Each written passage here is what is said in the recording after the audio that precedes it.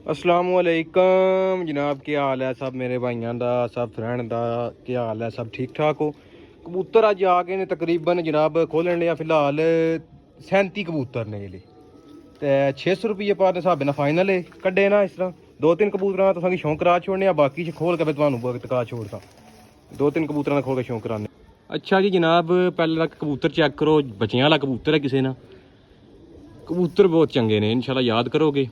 पीछे एक केला दो एक अग्गे च कड्डे पट्ठियां पट्ठे ने विच मारो कैमरा उत्थे शौक कोलों भी करा छोड़ने आ। चेक करो जो सिरी मादी है जनाब। मोहरां विच भी कबूतर विच पगड़ान होए ने, फल फड़ाने कबूतर आए ने बहुत चंगे। ये जेडे विसाखे ने कबूतर जेडे ना पगड़ान होए सारे।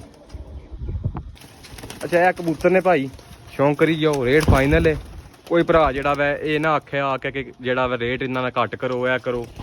0349 81 32 012 लोकेशन सरायल मगीर दी है, कारगोवाल पाकिस्तान है। कबूतर दो तीन होर पवांगी, एक दो कबूतर होर पकड़ के चेक करा छोड़ने शौक करी जाओ। टोटल 30 ने, अगे मूँह च निकल गया सी 37 ना, सॉरी कबूतर 30 ने।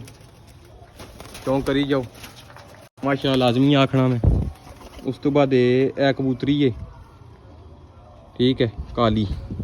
अख जूम कर लेने थोड़ी होर, कल्ले बंदे जेड़ा ना वीडियो बनाने वासी ना नहीं औखत होनी है थोड़ी। बल कबूतर इंशाल्लाह याद करोगे कबूतर तक के। कबूतरी ने पल्ला चेक करो माशाअल्लाह लाजमी आखना मैं ठीक है। 600 रुपये के हिसाब से तुम्हें फाइनल मिल जाएंगे। जेडे मेरे भरा ही समझ चाहे रबता ही करे ठीक है। यह चेक कर लो। बाकी जेड़ा डब वाली कबूतरी चेक करो ऐली शौक करी जा माशाअल्लाह लाजमी आखो। कबूतर तो नाला शौक कराई जाने फिर इस गलू जेड़ा वै यह कबूतरी है डब वाली। बाकी जेड़ा वै रबता कर लवे हुण कार्गो कराने लिए। एक कबूतर जेड़े सन 10 लाए कौन सन, खाली जेड़ा वै चेक चाड़ी सी ये ना बनाई सी वीडियो इस गल्लों। बाकी शौक कर लवो। 30 कबूतर ने ऐले लंडे बुच्चे सब बिच ने, पट्ठियां पट्ठे सब।